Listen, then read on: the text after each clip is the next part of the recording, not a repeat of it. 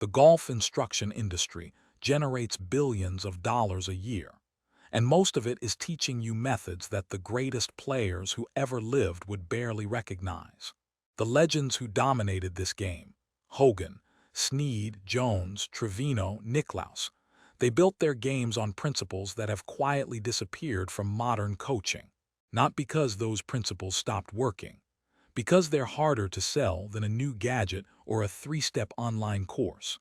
What you're about to hear are 10 techniques these legends used to build careers that still haven't been matched. Some of them were closely guarded secrets, others were hidden in plain sight, and almost none of them cost a single dollar. If you're tired of playing the same game and getting the same results, stay right here. Ben Hogan's Digging It Out of the Dirt practice philosophy. The first one is something Ben Hogan believed so deeply, he built his entire legend around it. And yet almost nobody actually does it correctly today. Hogan is famous for saying that the secret to golf is in the dirt. Most people hear that and think it means practice more, hit more balls, spend more hours at the range, grind it out. But that's not what Hogan meant at all, and misunderstanding this one idea has sent generations of golfers down the wrong path. What Hogan actually did was something far more deliberate. He practiced with intention that bordered on obsession. Every morning, he had a 20-minute routine where he would start with his feet close together, arms clamped tight against his stomach, and take tiny swings of just a few inches. Then he would gradually lengthen the backswing, a foot at a time over 20 minutes until he was making a full swing, every single day. The same ritual, the same slow build. He wasn't beating balls into oblivion. He was calibrating his body the way a watchmaker calibrates a mechanism. Here's the part most people miss. Hogan wasn't just repeating motions, he was searching. He once told a reporter that he'd spend an entire practice session working on one single feeling, the tightness in his right inner thigh at the top of his backswing. Not the whole swing, not his score, one tiny internal sensation that told him he was loaded properly. When he found it, he'd chase that feeling for hours until it was burned into his nervous system.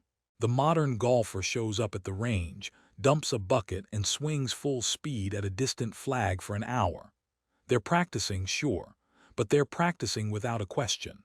Hogan never hit a single practice ball without asking himself something specific. What does this feel like? Is the club arriving here? Am I sensing that tension in the right place? The compounding advantage of this is staggering. Over weeks and months, a golfer who practices with a specific internal question improves exponentially faster than one who just hits balls. You build a library of feelings you can call on under pressure. When the tournament is on the line, you don't think about mechanics. You recall a feeling. And that feeling is trustworthy because you've tested it 1,000 times.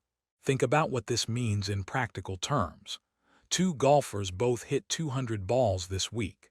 One of them mashed driver after driver at a flag, got a nice workout, and went home. The other spent 45 minutes hitting half-swing 7-irons, while focusing entirely on the feeling of pressure in their lead foot. 30 days later, those two golfers are in completely different places. The first one is exactly where he started. The second one has built a new neural pathway. Hogan once told an interviewer that when he was hitting the ball where he wanted, hard and crisply, it was a joy. He couldn't wait to get up in the morning to hit balls. That's not the language of a man who's grinding. That's the language of a man who's discovering something new every single day. And that discovery mindset is what made his practice so effective. If you take nothing else from this video, take this. Stop practicing golf and start investigating your golf swing. Have one question every time you pick up a club. That single shift in approach is worth more than a year of mindless repetition. Bobby Jones's 5.5-inch course. Mental framework. Another powerful technique that has nearly vanished comes from Bobby Jones, the man who won the Grand Slam in 1930. Jones famously said that golf is a game played on a 5.5-inch course, the distance between your ears. Now, people quote that line all the time. They put it on motivational posters. but almost nobody actually applies what Jones meant. Jones drew a hard line between practice and play. During practice, he was a mechanic. He'd work on positions, drill feels, experiment with technique. But the moment he stepped onto the first tee for a competitive round, all of that was finished. Done. Locked away. His on-course swing was not a set of conscious instructions. It was a physical reaction built on trust. Think about what that means for the average golfer.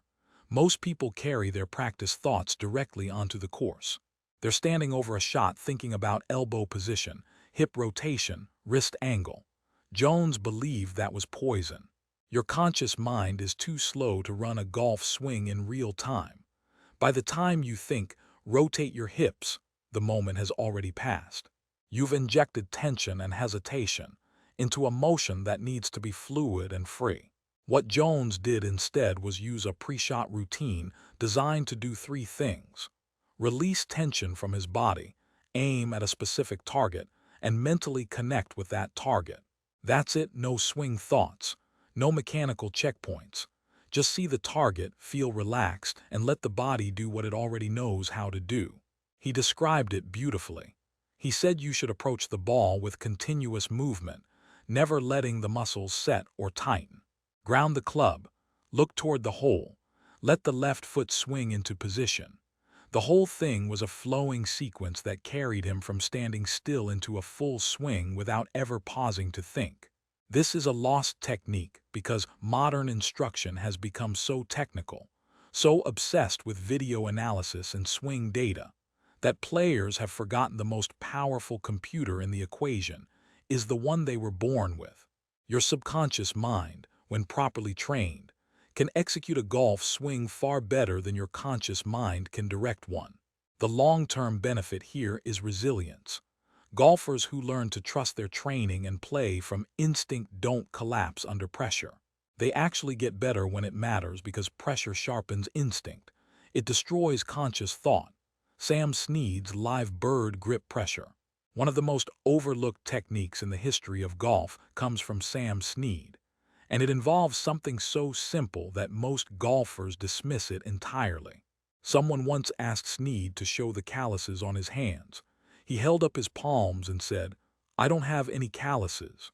He explained that he held the club the way you'd hold a live bird, firm enough that it can't fly away, but gentle enough that it can still breathe. Now that sounds poetic, and it is.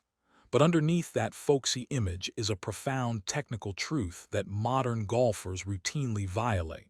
Grip pressure is the gateway to every other tension in your body.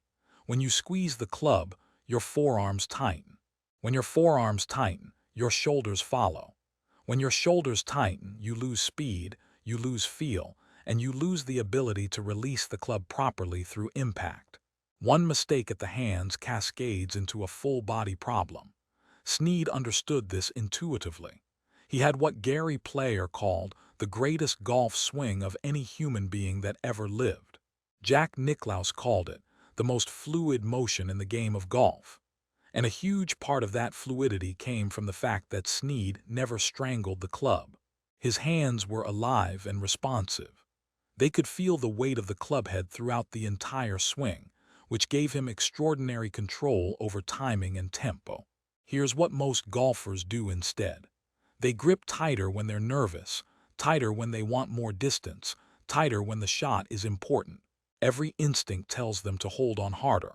And every time they do, they lose exactly what they were trying to gain.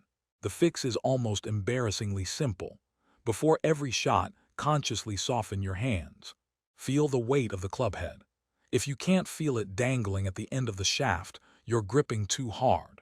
Sneed maintained this sensitivity for 6 decades of professional golf. He was still making cuts and threatening leaderboards into his 60s. That's not just talent. That's a technique that compounds over a lifetime because it prevents the slow accumulation of tension habits that ruin most golfers' games as they age. If you're finding value in these techniques from the legends, take a second and hit that subscribe button. This channel is for golfers who want to think smarter, not just swing harder. We go deep on the stuff that actually moves the needle. Jack Nicklaus's Going to the Movies Visualization method. This next one might be the single most powerful mental technique in golf history, and it came from the man who won more major championships than anyone who has ever played. Jack Nicklaus never hit a shot, not even in practice, without first seeing it completed in his mind. He called this going to the movies. Before every swing, he would visualize the exact shot he wanted. The ball's flight, its trajectory, the curve, where it would land, how it would bounce, where it would stop.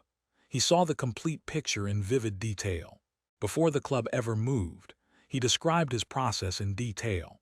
First, he would see the ball sitting in its final resting place, right next to the flag or in a specific spot on the fairway. Then he'd rewind the movie and see the ball flying through the air on its way to that spot. Then he'd see the swing that would produce that flight. Only then would he step up to the ball and execute. This is the opposite of how most golfers play. Most people stand over the ball and think about what they don't want to do. Don't hit it in the water, don't slice it, don't chunk it. Their minds are full of negative images, which is exactly what the brain latches onto and reproduces. Nicklaus knew that the brain doesn't process negatives well. If someone tells you, don't think about a white bear, you immediately think about a white bear. So he never told himself what not to do. He only fed his mind images of success. And he did it with such discipline and consistency that it became automatic. The compounding effect of this practice is remarkable. Over time, you build an internal library of successful shots. Your brain has seen the ball fly to the target thousands of times. When you stand over pressure shot, your mind already has a template for success. You're not hoping, you're recalling. Nicklaus also used visualization to stay emotionally steady. His teacher, Jack Grout, had encouraged him to diagnose his own swing through trial and error, inspired by Bobby Jones himself, who didn't consider himself a good player until he could figure out what went wrong on his own. Nicklaus paired that self-awareness with visualization to create an internal feedback loop that kept him calm and focused when other players were falling apart. Gary Player once said that Nicklaus's greatest strength was playing junk and scoring 68. He could have a bad ball-striking day and still win because his mental game never wavered. That's the power of a visualization habit practiced over decades. Lee Trevino's one shape commitment. Here's one that flies in the face of what most golfers think they should be doing. Lee Trevino, a 6-time major champion who grew up hitting balls off Texas hardpan with one old club his uncle gave him, built his entire career around one-shot shape.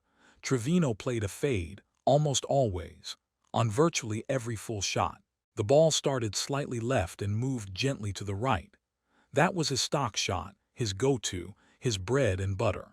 He didn't try to draw it on one hole and fade it on the next. He didn't manufacture shot shapes to match the whole layout. He found the one shape he could repeat under maximum pressure and committed to it completely. Most amateurs and even many modern tour players try to be versatile. They work on draws, fades, high shots, low shots, thinking that more options mean better golf. Trevino would tell you that's backwards. More options mean more decisions. More decisions mean more doubt. And doubt is the thing that kills you standing over a 4-foot putt on the 18th hole. Trevino's approach came from necessity. He grew up hitting off bare ground in wind. He didn't have access to a coach or fancy equipment. He figured out what he could make the ball do reliably, and then he figured out how to play entire courses with that one shape. When other players were agonizing over whether this hole called for a draw or a fade, Trevino already knew exactly what he was going to do. The only question was where to aim. That simplicity created enormous compounding advantages. His practice was focused because he only had to sharpen one pattern. His course management was easier because he always knew what the ball would do. His performance under pressure was outstanding because he wasn't making complex decisions. He was executing a well-rehearsed plan. Trevino once explained his philosophy on shot shaping by saying that Nicklaus liked to curve the ball by opening or closing the club face, but he never felt good enough to do it that way. Instead, he found the simplest, most repeatable method and made it his entire identity. And it won him 6 majors. The lesson for everyday golfers is profound. Find your natural shot shape, the one that shows up when you're not thinking too hard, and stop fighting it. Learn to aim for it. Plan your rounds around it. The golfer who owns one shape and manages it well will outscore the golfer who owns 5 shapes and trusts none of them every single time. Byron Nelson's one-piece takeaway revolution. One of the most transformative techniques in golf history came from Byron Nelson, and it fundamentally changed how the club is moved away from the ball. Yet most golfers today have never heard of it in its original form. Before Nelson, golfers initiated the backswing primarily with their hands. This was partly a holdover from the hickory shaft era, where you had to drag the hands first to compensate for the twisting of those old shafts. Bobby Jones's early swing photos show exactly this kind of hand-first action. It worked with hickory, but it created inconsistency. In swing plane and path, Nelson had a different idea. He wanted to get the club higher and keep the club face square to the swing for as long as possible. What he developed was the one-piece takeaway, moving the hands, arms, and club away from the ball as a single, connected unit, with the shoulders initiating the motion rather than the hands. The club head traveled along the target line significantly longer than anyone else's backswing of that era. He also decreased his hip turn while maintaining a full shoulder turn, which created tremendous stored energy with a much shorter, more controlled backswing. The results were staggering. In 1945, the only year Nelson played the full tour, he won 19 out of 30 tournaments, including 11 in Nelson's one-piece takeaway was the foundation of the modern golf swing. Every great player since Hogan, Nicklaus, Tiger has used some version of it. But here's what's been lost: Nelson's emphasis on the feeling of connection. He didn't just teach a mechanical position, he taught a sensation. The arms and chest moving as one piece, the hands quiet, the club head feeling heavy and controlled. Modern instruction often breaks the takeaway into isolated parts. Wrist hinge here, arm position there, shoulder angle at this checkpoint. Nelson would have hated that. His whole point was that the swing begins as one unified motion, and if you start it in pieces, you spend the rest of the swing trying to put the pieces back together. The compounding benefit is consistency. A connected takeaway starts the swing on plane and on path every time. It reduces the number of things that can go wrong before the club ever reaches the top. Over hundreds of rounds, that consistency compounds into lower scores and fewer blow-up holes. Nelson's technique didn't just change golf instruction. It proved that simplicity, properly applied, is the most powerful force in the game. Gary Player's fitness as a weapon philosophy. This might be the most ahead-of-its-time technique on this entire list. While every other golfer of his era was smoking cigarettes between holes and having cocktails after the round, Gary Player was in the gym. Player was the first professional golfer to treat physical fitness as a competitive advantage. In the 1960s, this was considered bizarre. His peers thought he was eccentric at best, foolish at worst. Golf was a gentleman's game of skill and touch, not an athletic contest. Why would you lift weights when you could be on the putting green? Player didn't care what they thought. He understood something that wouldn't become mainstream in golf.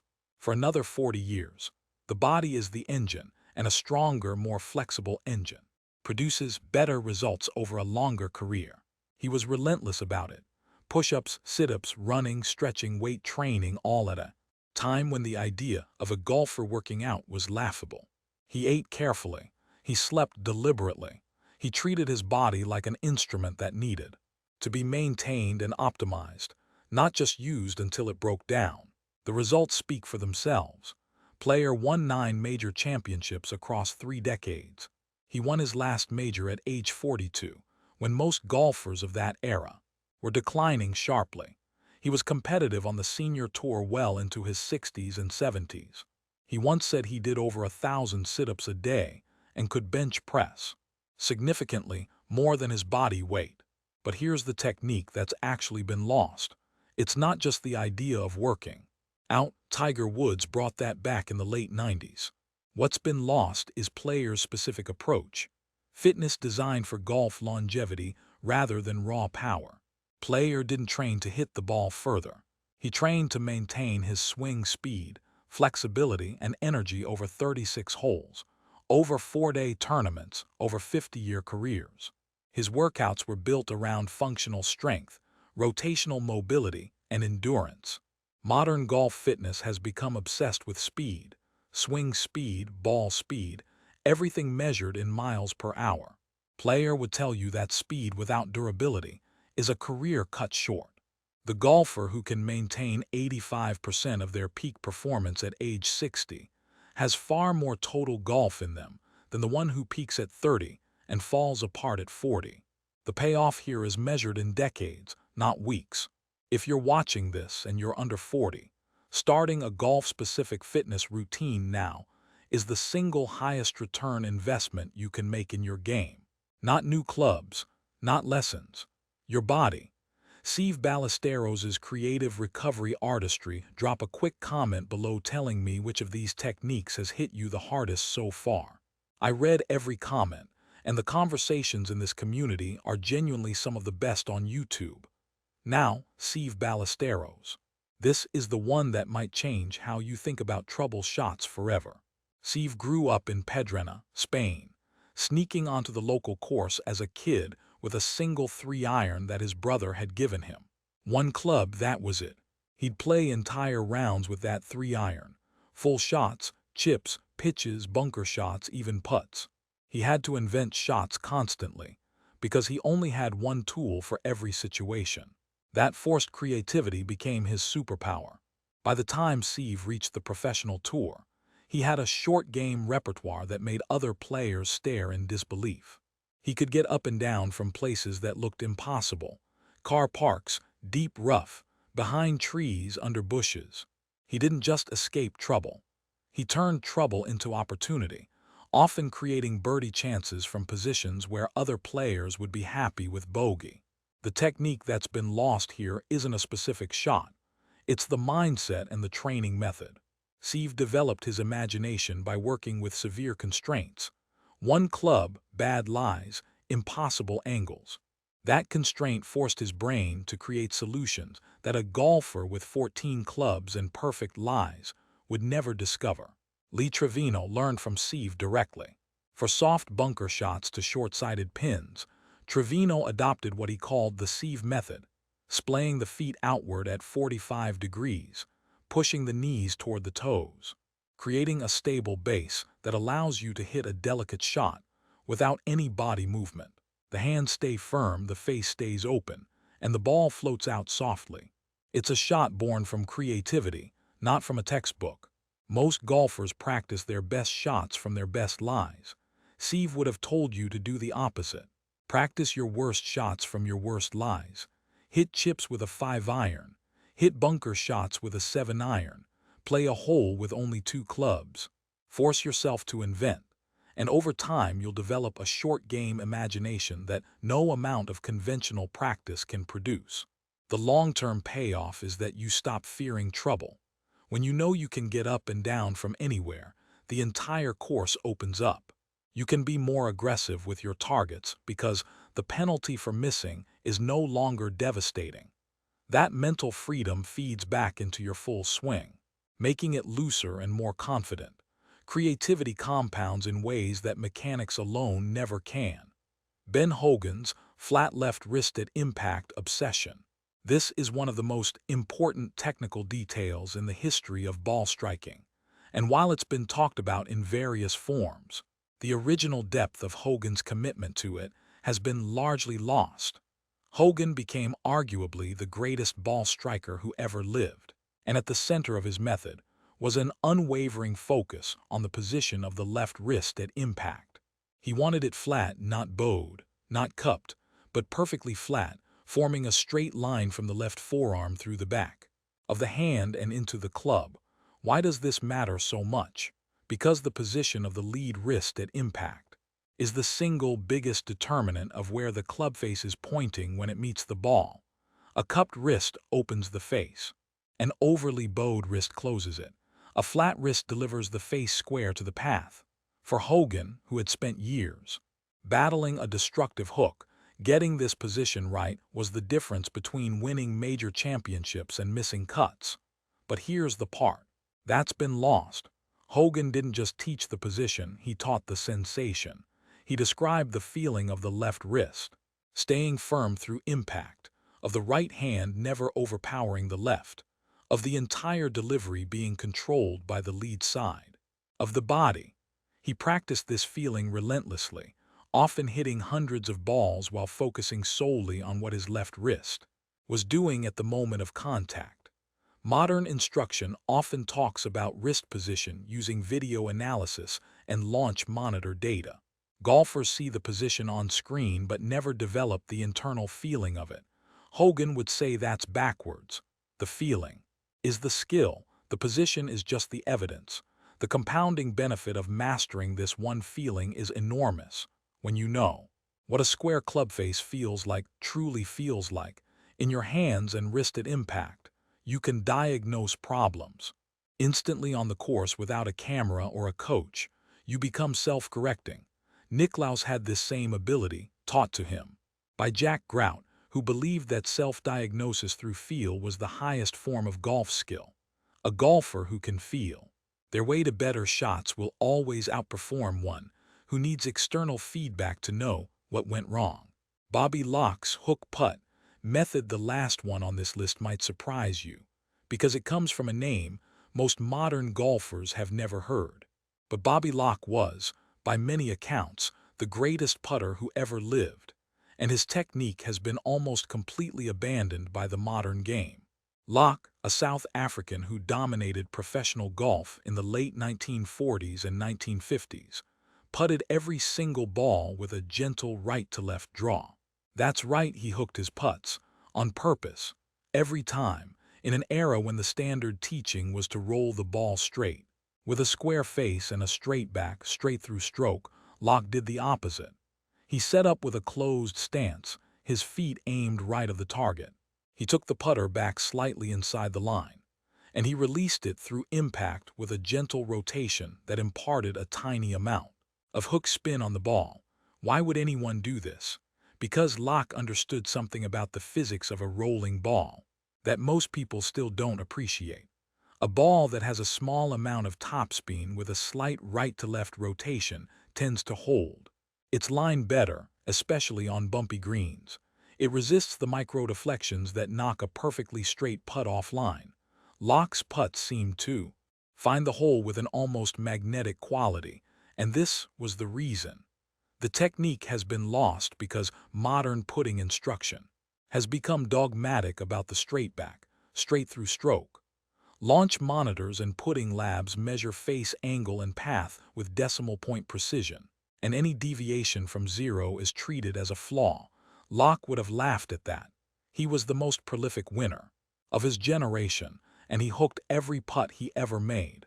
The deeper lesson here isn't necessarily that you should start hooking your putts, although experimenting with it might surprise you. The deeper lesson is that there is more than one way to get the ball in the hole, and the correct technique is the one that works most consistently for you, not the one that looks best on a computer screen. Locke's approach saved him strokes every single round, which compounded over a career into one of the most dominant putting records in history. He proved that unconventional can be superior if it's practiced with conviction and commitment, and he proved that sometimes the lost technique is the one that was ahead of its time, not behind it. So there they are, 10 techniques from the legends of golf, each one powerful enough to change your game if you actually apply it. And that's the key word, apply. You don't need all 10. Nobody does. But I'd challenge you to pick 2 or 3 that resonated with you the most. Whatever you choose, commit to it. Not for a week, not until the next YouTube video tells you something different. Commit to it for a season. Give it time to compound. Because that's how the legends built their games. Not through shortcuts and quick fixes, but through deep commitment to a small number of principles that they trusted completely. The golfers who win are never the ones who know the most techniques. They're the ones who master a few techniques so thoroughly that they become automatic. That's the real secret hiding in plain sight across every one of these legends' careers. If this gave you something to think about, hit that like button and subscribe so you don't miss what's coming next. And remember, the smartest golfer in your foursome isn't the one with the newest clubs. It's the one who's been quietly